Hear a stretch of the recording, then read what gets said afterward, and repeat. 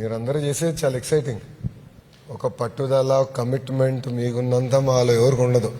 ఎందుకంటే society is not easy on you. చిన్నప్పుడు ఎగతాళి చేసి ఉంటారు కదా, ఏడిపించి ఉంటారు, అనేక మాటలు అని ఉంటారు. కానీ అవన్నీ మీరు అధిగమించుకొని ఈరోజు మీరు ఈ స్థాయికి వచ్చారంటే మీలో ఉన్న పట్టుదల, కమిట్మెంట్, కసి, ఫైర్, అదే మనందరిలో మార్పు తీసుకొస్తుంది.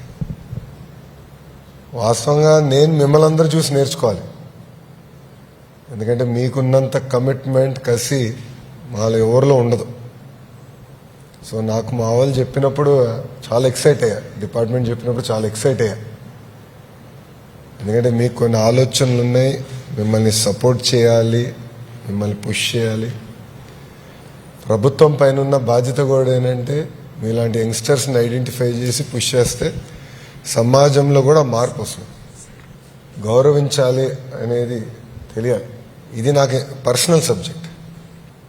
ఇక్కడ ఏంటంటే మా ఫ్యామిలీ మెంబర్ ఒకరికి చిన్నప్పటి నుంచి మాట్లాడేటప్పుడు తడబడ్డేవారు, స్టామరింగ్ ఉన్నప్పుడు ఏంటంటే అతన్ని చాలామంది ఎగతాళి చేశారు. మా ఫ్యామిలీ మెంబర్, ఆ వ్యక్తి అమెరికాలో చదువుకునేవారు. అమెరికాలో చదువుకుని తిరిగి వచ్చిన తర్వాత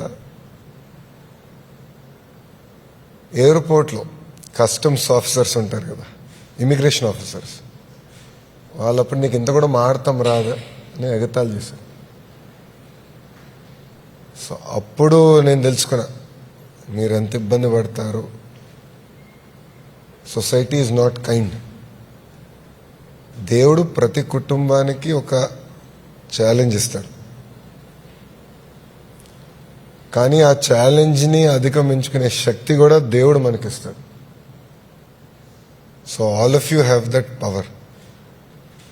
సో నేను మిమ్మల్ని అందరినీ కోరేది, from government we are here to support. Rise beyond these challenges and you have the energy to conquer the world. ఈరోజు నేను ఎందుకు మీతో కూర్చొని మాట్లాడుతున్నానంటే సమాజంలో కూడా మిమ్మల్ని గౌరవించాలి, సొంత పిల్లల్ని చూసుకున్నట్టు మిమ్మల్ని చూసుకోవాల్సిన అవసరం ఉంది. పదే పదే మేము కూడా కూర్చుని మీతో టైం టు టైం ఇంటరాక్ట్ అవుతేనే ఏ మార్పు అయితే సమాజంలో లోకేష్కి ఒక వ్యక్తిగా నేను ఆశిస్తున్నాను, ఆ మార్పు కొద్ది శాతం అన్నా మేము తీసుకురాగలుగుతామని అనుకుంటున్నాం. అందుకే ఈరోజు మీతో కలిసి మాడదామని, మీతో ఇంటరాక్ట్ అవుదామని. అసలు ఈ ఆలోచన మీకు ఎలా వచ్చింది, చేయాలని తప్పని ఎక్కడి నుంచి వచ్చింది? I want to hear from you.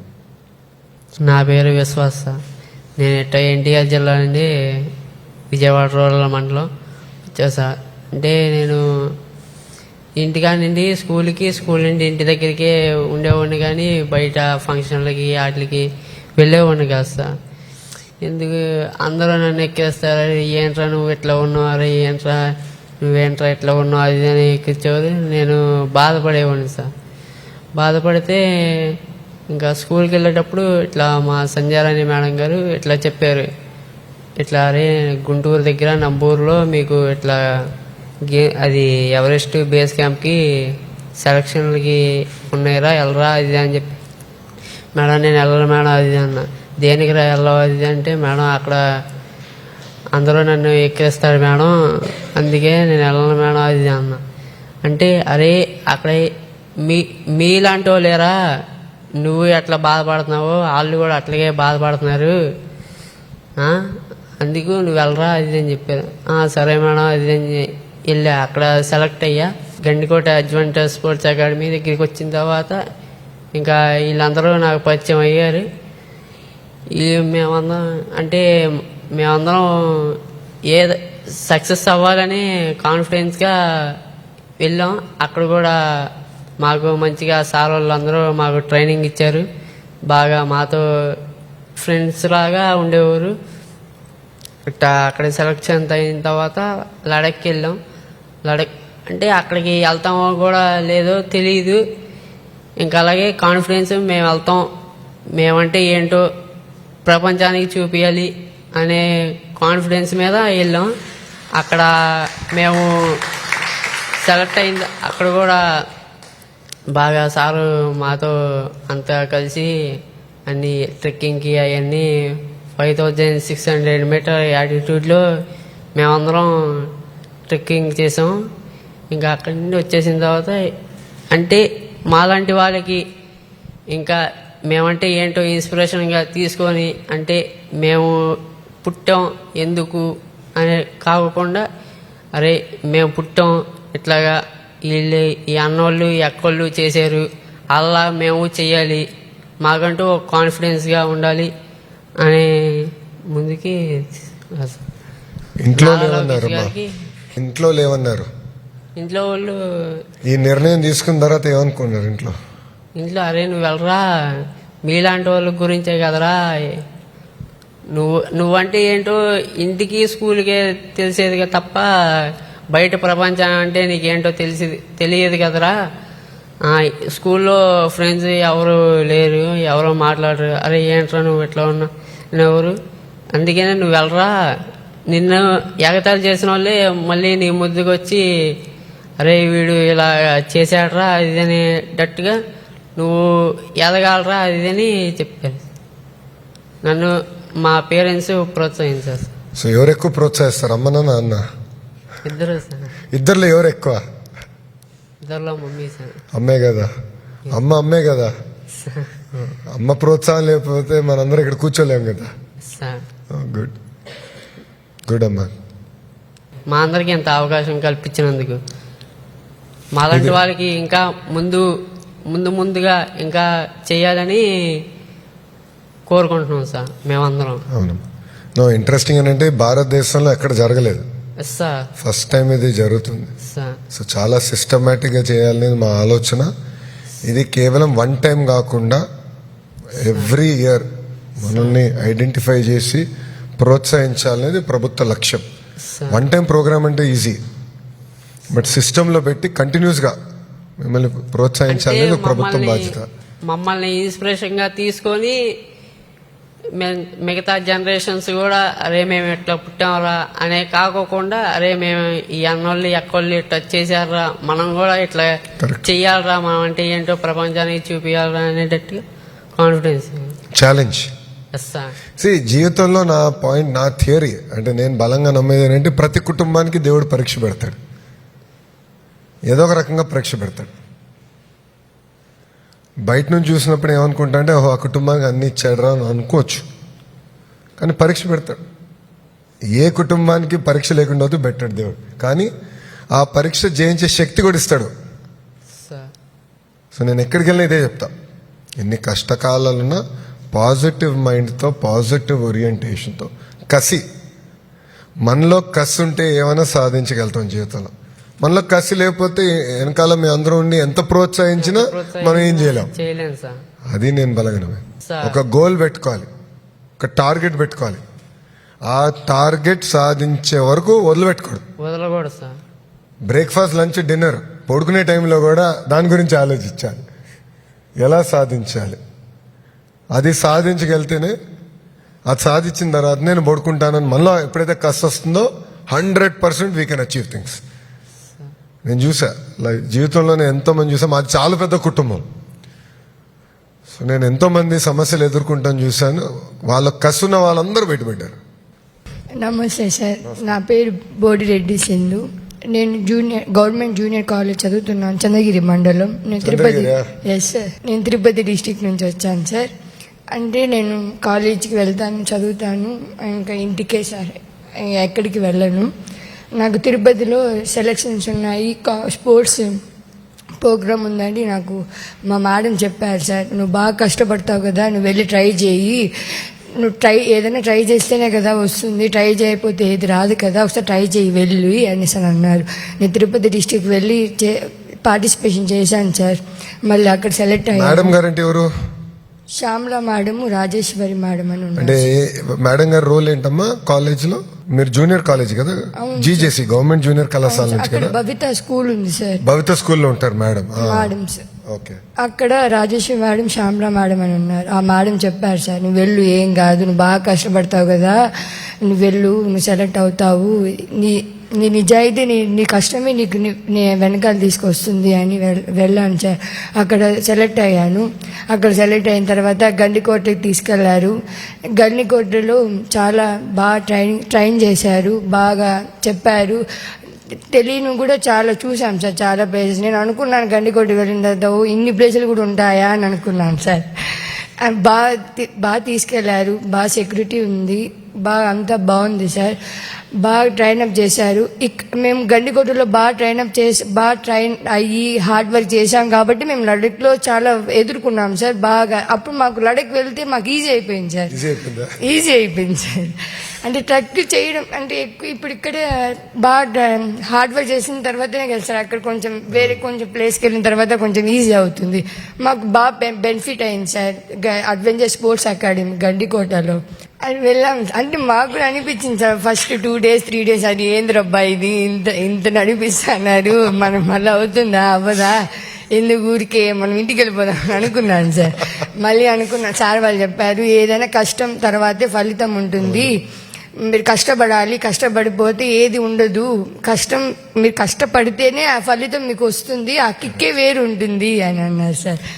So నా జీవితంలో ఒక ఇంట్రెస్టింగ్ ఎక్స్పీరియన్స్, నేను పాదయాత్ర స్టార్ట్ చేసినప్పుడు కుప్పం నుంచి స్టార్ట్ చేసిన నా పాదయాత్ర. సో కుప్పం నియోజకవర్గంలో మొదటి రోజు పూర్తయి ఒక క్షణం ఆలోచించా, ఇంకా ఇన్ని రోజులు ఉందా. కానీ 2వ రోజు 3వ రోజు 5వ రోజు తర్వాత ఇంకా లెక్క పెట్టలా. అంటే ఎన్ని రోజులు అయిందని మేము మర్చిపోయినాం, ఇంకెన్ని రోజులు చేయాలని కూడా మర్చిపోయాం. అంటే ఎంజాయ్ చేస్తాం మొదలుపెట్టాం.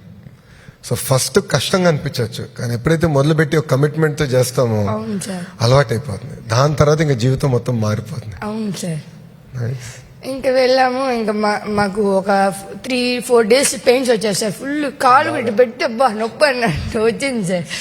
మళ్ళీ సార్ వాళ్ళు ఏం కాదులే, అవి ఫిట్ అయిపోయి ఉంటాయి, బాగా స్ట్రాంగ్ అయిపోయి ఉంటాయి, అందుకే అవి పెయిన్స్ వస్తున్నాయి, ఏం కాదు, ఇంకా నడవండి, బాగా నడవండి, ట్రక్ చేయండి, ఏం కాదు, బాగా సెట్ అయిపోతుంది, మీకు అక్కడ లడఖ్ వెళ్ళిన తర్వాత ఈజీ అవుతుంది, మీరు ఇక్కడ కష్టపడినారంటే అక్కడ మీకు ఈజీ అవుతుంది, ఇక్కడ దొంగగా చేసి దొంగగా ప్రాక్టీస్ చేశారంటే మీరు సఫర్ అవుతారు అక్కడ అనేసి అని అన్నారు. మళ్ళీ బాగుంది సార్, బాగా చేశారు. హెల్పింగ్ నేచర్ నాకు ఇంకా ఎక్కువ తెలిసింది సార్. మనం హెల్ప్ చేయాలని మన మనసు నుంచి రావాలి సార్, మన మైండ్ నుంచి రాకూడదు సార్. అప్పుడే మనం ఏమైనా హెల్ప్ చేయగలుగుతాం సార్. హెల్పింగ్ నేచర్ నేర్చుకున్నాను, ఇంకా ఎక్కువ నేర్చుకున్నాను సార్, బాగా చేయాలి అని. మళ్ళీ డిసిప్లిన్ సార్, మళ్ళీ టీమ్ స్పిరిట్ బాగుండాలి, ఫ్రెండ్స్ బాగుండాలి, ఫ్రెండ్స్ కోఆపరేషన్ చేసుకోవాలి, కమ్యూనికేటివ్గా ఉండాలి, అట్లా బాగా నేర్చుకున్నాం సార్. గండికోటలో అన్ని మొత్తం తెలియని కూడా బాగా నేర్చుకొని నడకు వెళ్ళి. ఎన్ని రోజులు గండికోటలో ఉన్నాం సార్? 1 month. 1 month ఉన్నారు గండికోటలో? ఉన్నాం సార్. అక్కడ ఉన్న తర్వాత లాస్ట్ రోజు వెళ్ళిపోయింది, ఏదో బాధగా వెళ్ళాం సార్ మేము ఇంటికి. అంత బాగా ఉండింది సార్. ఇంట్లో ఎంతమంది అమ్మా మీరు? నాకు తమ్ముడు ఉన్నాడు సార్. తమ్ముడు ఉన్నాడు, ఓకే ఓకే. తమ్ముడు డిసబిలిటీస్ ఏం లేవా? తమ్ముడు బాగున్నాడు. తమ్ముడు ఏం చదువుతాడమ్మా? Boys high school sir, 10th complete అయ్యింది. 10th అయింది, ఓకే ఓకే. సో ఇంట్లో రౌడీ ఎవరు సార్? ఇంట్లో రౌడీ ఎవరు? రౌడీ నేనే సార్. నువ్వేనా రౌడీ? గారభంగా పెంచారా ఇంట్లో నిన్ను? అట్టేం పెంచలేదు సార్. ఇప్పటికీ దెబ్బలు తింటాను సార్. ఇప్పటికీ దెబ్బలు తింటావా? అమ్మ ఇప్పటికీ కొడుతుందా? కొడుతుంది సార్. నన్ను ఇప్పటికీ మా అమ్మ తిడుతుంది. నాకు ఇంత వయసు వచ్చినా, నేను మంత్రిగా ఉన్నా, అమ్మకి మనం పిల్లలే, వాళ్ళ అబ్బాయి వాళ్ళ అమ్మాయి. సో ఇప్పుడు కూడా నేను తప్పు చేస్తే ఫస్ట్ ఫోన్ వచ్చేది మా అమ్మ దగ్గర నుంచి. ఇట్లెందుకు మాట్లాడినావు నువ్వు? పాదయాత్రలో ఒకసారి నేను కొంచెం స్పీడ్గా మాట్లాడేసా, నచ్చలే మా అమ్మకి. నాకు ఫోన్ చేసి ఇంకోసారి ఎప్పుడు ఇట్లా మాట్లాడొద్దని. సో అమ్మే అంటే వాళ్ళంతా మనం మంచి కోసమే చెప్తారు కదా. అమ్మ ఎప్పుడు మనం మంచి కోసమే చెప్తారు. మన చాగంటి కోటేశ్వర గారు ఉన్నారు, నీకు తెలిసి ఉంటుంది. ఆయన ప్రవచనలు చేస్తారు, నైతిక విలువల పైన పుస్తకాలు రూపొందించి పిల్లలకి ఇస్తున్నాం. ఆయన ప్రవచనకి వెళ్ళా, ఆయన చాలా మంచి మాట చెప్పాడు, అమ్మకి చెప్పలేని పని మీరు చేయొద్దు. విన్నాను సార్ ఇది. అది నాకు చాలా నచ్చింది. సో నేను ఇప్పుడు ఎక్కడికి వెళ్ళినా అందరికి అదే చెప్తాను, అరే అమ్మకి చెప్పలేని పని మనం చేయకూడదు రాబాయ్. అది చాలా పవర్ఫుల్. ఎందుకంటే జీవితాల్లో మనం చాలా నిర్ణయాలు తీసుకోబోతాం, తీసుకున్నప్పుడు ఆ ఒక్క నిర్ణయం మనం గుర్తుపెట్టుకోవాలి, అదొక బెంచ్ మార్క్ పెట్టుకోవాలి. Good. So congratulations, thank you she sir. Make us proud. మాకు ఇంకా ఇంకా మంచి మంచి అవకాశాలు ఇవ్వాలని కోరుకుంటున్నాను. నేను లిఫ్ట్ ఇస్తా, తర్వాత మీరు నాకు అవకాశాలు కల్పించాలి. చేస్తాం. నేనేంటంటే నేను బలంగా నమ్మేది మన జీవిత ప్రయాణంలో, కూర్చోమ్మ చెల్లి, జీవిత ప్రయాణంలో ఎంతమందో మనకి హెల్ప్ చేస్తారమ్మా. అవును సార్. నేను ఈరోజు ఈ స్థాయికి వచ్చానంటే మా టీచర్స్ ఉన్నారు, మా ప్రొఫెసర్స్ ఉన్నారు. కార్నిగీ మెల్లన్ యూనివర్సిటీలో నాకు మెంటర్గా ప్రొఫెసర్ రాజిరెడ్డి గారు ఉండేవారు. ఇప్పుడు కూడా ప్రొఫెసర్ గారు నాకు మెంటర్గా ఉన్నారు. సో నాకు ఎంతో మంది నాకు లిఫ్ట్ ఇచ్చినప్పుడు నేను ఇప్పుడు తిరిగి చేయాలి, ఆ ఇన్స్టిట్యూషన్కో ఆ వ్యవస్థని బలోపేతం, నా వంతు 1%, 2%, 5%, 10% నేను బలోపేతం చేయాలనుకుంటా. కూర్చోమ్మా, మై సిరే రూపా దగ్గర పెట్టు. మై సిరే రూపా కూడా చాలా బాగుంది. ఇటుకి చాలా బాగుంది. అమ్మ హ్యాపీ ఉంది. హ్యాపీగా ఉన్నాం. తర్వాత కూడా నేను ఇష్టం చెప్పి పద పుట్టిన టైం అది అందుకని నేను ఇష్టం చాలా భయం లేదు. హ్యాపీ బాగుంది. భయం లేదు. తర్వాత అమ్మ పాప చాలా బాగుంది. అవును. తర్వాత ఇటుకి పుచ్చు లోపలికి చెప్పు మా అవునా? అమ్మ హ్యాపీ ఉంది. డూ ప్యాపెన్ డూ ఫోటో ఫ్యామిలీ చాలా మంది వేడుకు అంత చెప్పింది. డాడీ చూసాను, అమ్మ చాలా మంది వచ్చినాయి. డాడీ మాట కొట్టు, స్టాప్ మాట కొట్టు, అమ్మ డాడీ వచ్చి మర్చిపో. నేను సరే